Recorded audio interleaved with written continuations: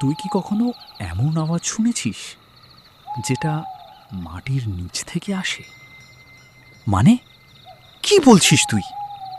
আমি নিজেও আগে বিশ্বাস করতাম না, কিন্তু যেদিন নিচের কানে শুনলাম সেদিন বুঝলাম সব কিছু চোখে দেখা যায় না। কি হয়েছিল ঠিক করে বল। ঘটনাটা আমাদের গ্রামের একটা পুরনো জমি ছিল। অনেক বছর ধরে কেউ চাষ করতো না। লোকেরা বলতো ওই জমিতে রাতে গেলে মাটি নড়ে ওঠে। আমি এসবকে হাস্যকর ভাবতাম। তারপর তুই গেলি?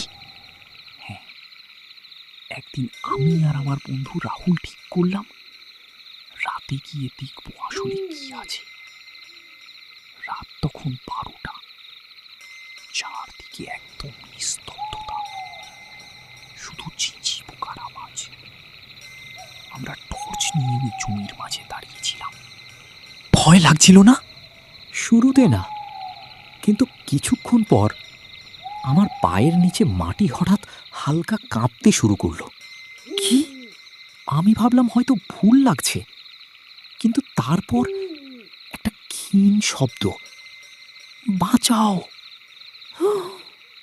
আমি আর রাহুল একে অপরের দিকে তাকালাম। শব্দটা আবার এলো, এইবার একটু জোরে।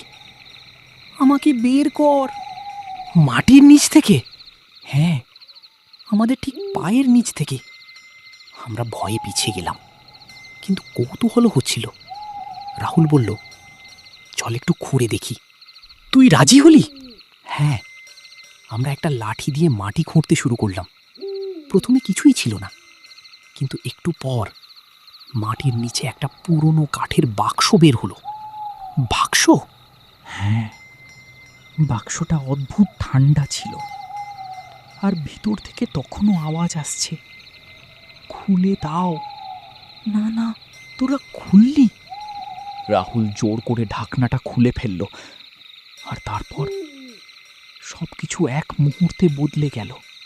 কি দেখলি? ভেতরে কিছুই ছিল না, শুধু একটা অন্ধকার গর্ত, যেন শেষই নেই। তারপর হঠাৎ করে সেই গর্ত থেকে একটা কালো হাত বের হয়ে রাহুলের পা ধরে ফেলল। রাহুল চিৎকার করতে লাগলো, আমাকে টানছে, বাঁচা। আমি ওকে টানতে লাগলাম, কিন্তু ও শরীরটা ধীরে ধীরে মাটির নিচে ঢুকে যাচ্ছিল। না, শেষ মুহূর্তে